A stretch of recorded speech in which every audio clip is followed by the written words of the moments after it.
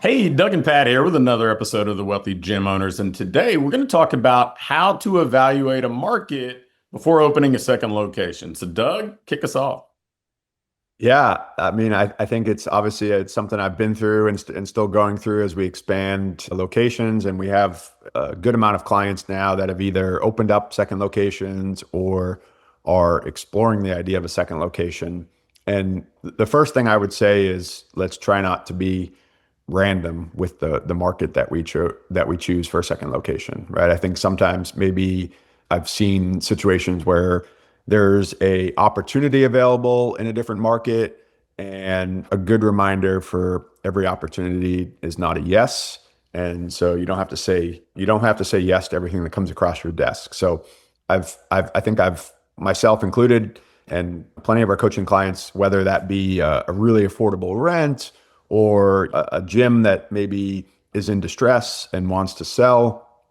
And obviously, we want to look at that as an opportunity. But before I look at the actual opportunity itself, I would make sure I evaluate the market to make sure the market can support that. So I think as we look at whether it be second location or just multiple locations in general, there's certain criteria that I think are relevant for additional markets. And one of them is the easy one, which is household income.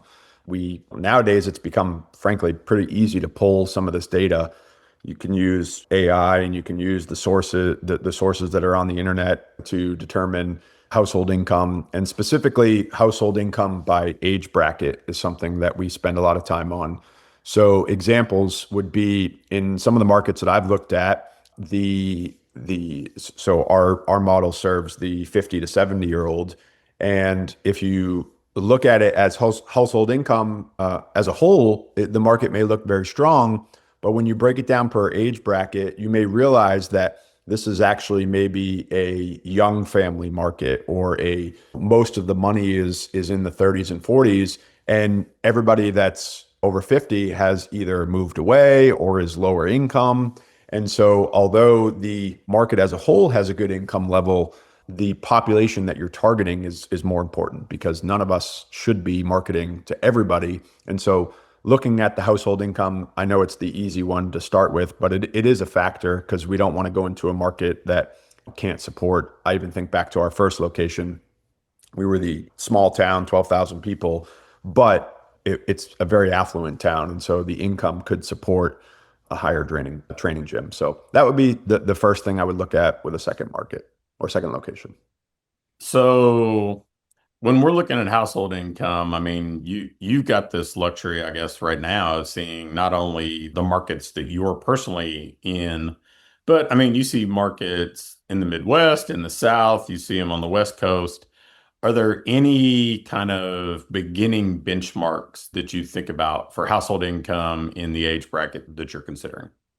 Yeah, I personally would recommend taking no obviously knowing what your annual membership would cost. So depending upon your model, that's obviously going to vary, but say for example it's 4,000 bucks a year, right? So you're paying whatever it is, 300 and something bucks a month is your average.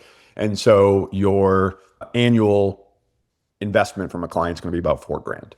I like for that to be 3 to 5% of somebody's income. So to allocate more than that of their income, for somebody to spend 10% of their income on a training gym is pretty unrealistic, right? But so usually that shakes out to be 120 to 150 is kind of the floor. I think it used to be very common to be like, let's just look for household income over 100 grand.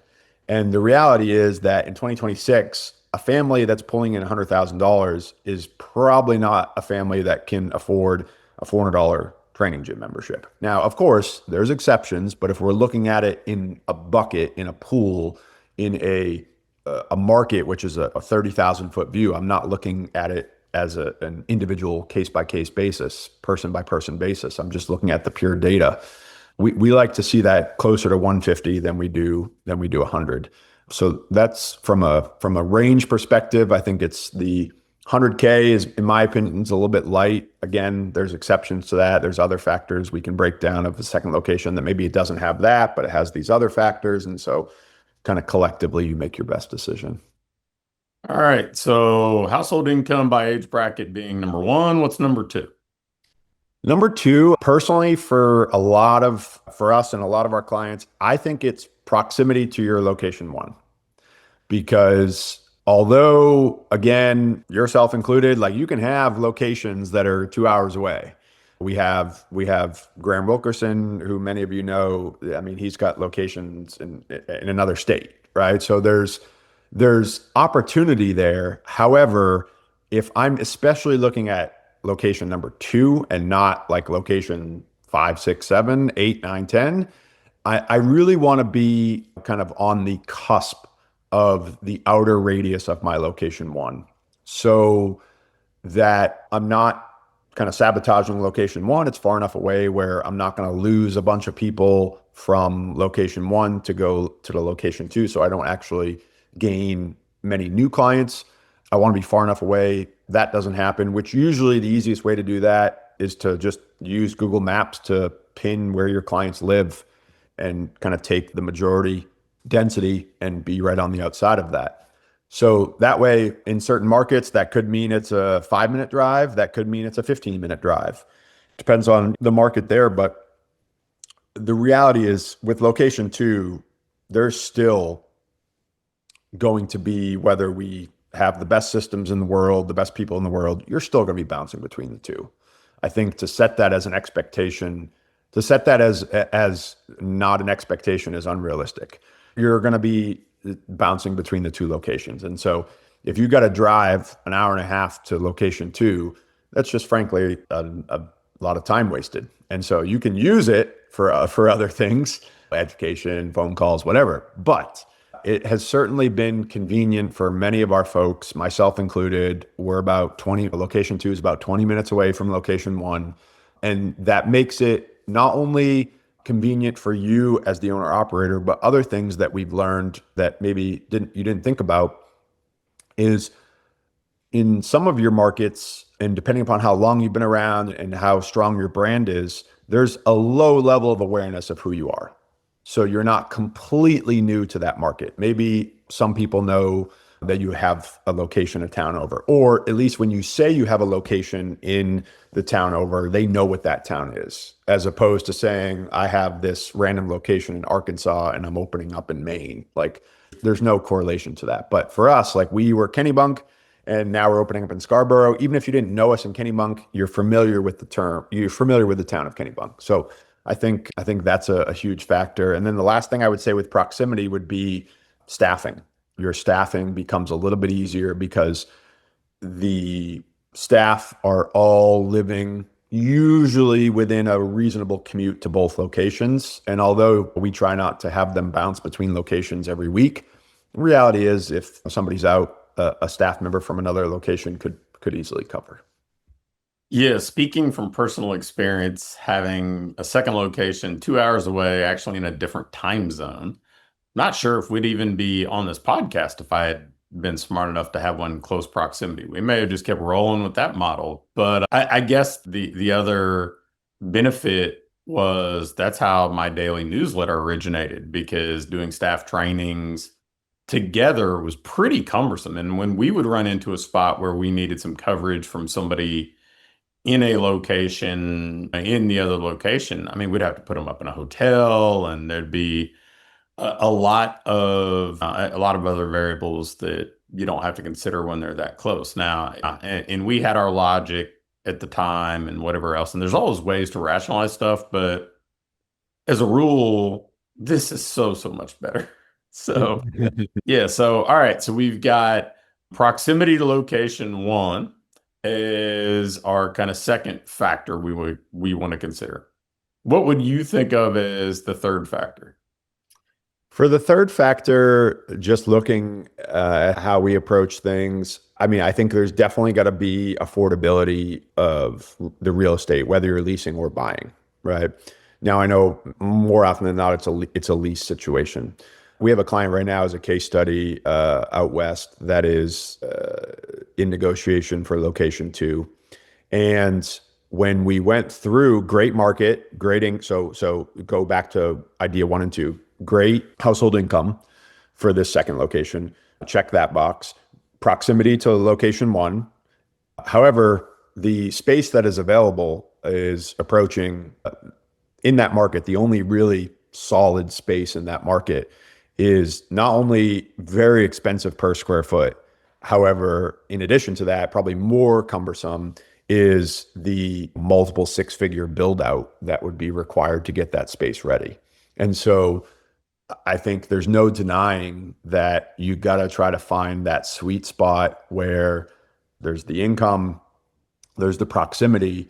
But in our models, if you use like our Project 500 clients that are trying to build that 500K gym, we can't have 300 of that going to rent, right? It's rent usually 10 to 15% of your revenue is where you want to keep it.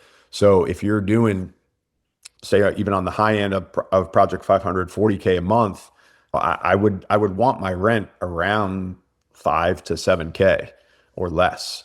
And so certainly that the size of your space and the model that you run, it makes that easier or harder in certain markets. But there's no denying it's kind of like on the personal finance side, right? You don't want to be house poor because now that's where all your money's going and you're not able to do anything else. It's very similar in our models where I don't want to be rent poor and now I have no margin to pay staff. I have no margin to pay myself. And you kind of pigeonhole yourself into this situation where all of your money's going towards your overhead, which is certainly not a fun spot to be. So you've got those being a pretty strong top three. Where do things like population density in a certain radius come into play? And then if people come from like the franchise world or something like that, they'll worry about things like traffic count. They'll worry about intrusive visibility. So tell me where some of those things that I think we often hear a lot about choosing a location, important variables, where do they come in? Yeah, I think that's especially the population density thing, I think is very market dependent. And for example, for us, like if I look at our Scarborough location, you could argue that the population density in a couple mile radius is not very strong. But in that market in particular, people are willing to drive further as opposed to I knew going into and frankly, I don't know if there's data to support this. I just was local knowledge, I guess, is maybe the thing I leaned on. Like in our third location in South Portland, there's literally a drawbridge that goes up multiple times a day for the large boats to drive under. And people do not drive over that bridge if they don't need to because they don't want to risk being stuck there for 20 minutes. And so I knew, like, I needed to have enough density on the other side of that bridge where our facility is to support that location because even though there's literally a half mile down the road, we're actually, side note, we're actually exploring location four on the other side of that bridge because it's a great market, great income. But people literally will not drive over that bridge because they don't want to get stuck on there. So knowing the local market, local awareness, kind of where people go, the population density probably matters more than not.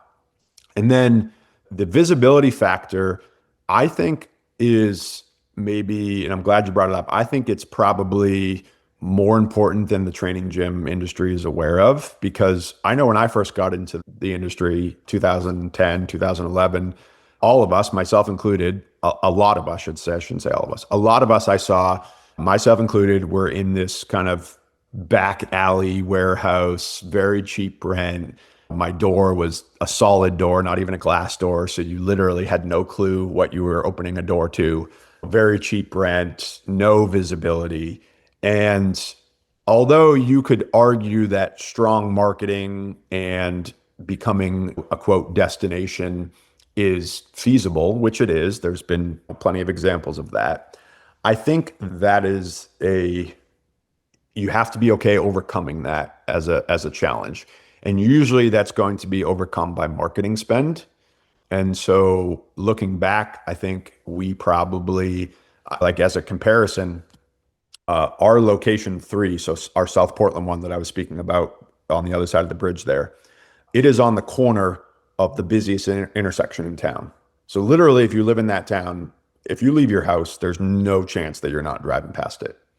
And I think that's a large reason why that location actually has surpassed our Scarborough location now in numbers. Scarborough's fine. It's growing at a okay clip, but South Portland has grown so much faster.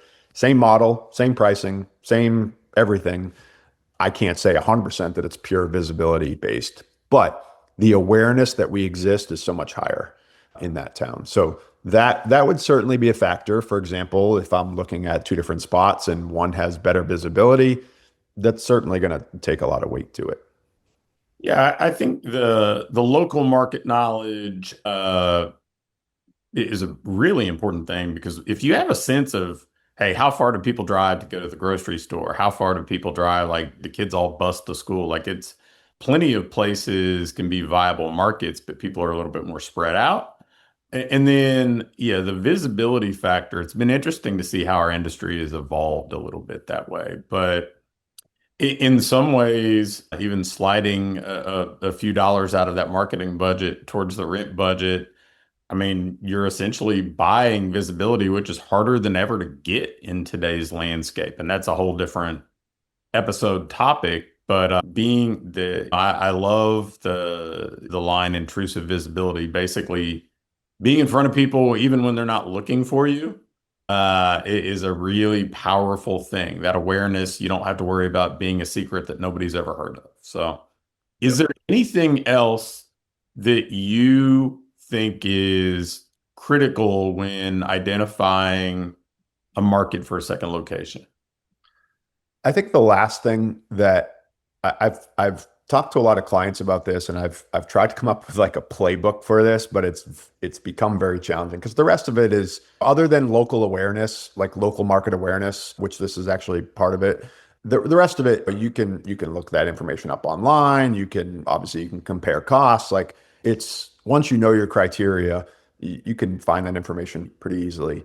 There's two things that come to mind. Number one is, and this is just a total easy check the box, but you've got to make sure zoning is appropriate for your use. We have had a handful of situations with clients where they love the space and they thought it was a great fit. If they had, and the landlord doesn't care because if you sign the lease, it's on you to make sure zoning works for your use. So just a total random side note, you got to make sure your use is allowed in that zone.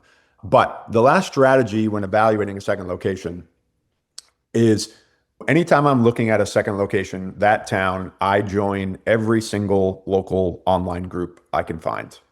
And I basically try to find the dirty laundry, I guess you'd say, right? I try to find like, what are people complaining about? Where do people go? What's the spot that everybody in those groups is asking, like, what's your favorite coffee shop? Or all these kind of silly questions that eventually I duck out of the group and stop paying attention to it. But for markets that I'm kind of like, is this what's kind of the vibe of the town? The reality is those Facebook groups they will tell you all the negative stuff going on in that town very quickly, just by scrolling and just by paying attention to what people ask. And so again, hard to really like measure exactly what I'm looking for. But for example, in our South Portland market, there's this building that is about a mile from our location, and it just got posted for sale again. And of course, somebody posted in the group, "Hey, look, such and such building's for sale again." And I wasn't aware of this, but the entire comment thread was about how many times in the last 5 to 10 years that building has turned over and turned over and turned over and turned over. And so coming into that market without that awareness, there's clearly something wrong with that location. Like, I don't think one business, two businesses failing, but like, I'm talking like a new business every year going into that building. Clearly, like, I don't know if it's a zoning thing. I don't know if it's a like turning into it, leaving it, parking issue, who knows? But like, if I wasn't aware of that, maybe on LoopNet or Crexy, that looks like a great spot. But without the local community awareness, I wouldn't have known of that.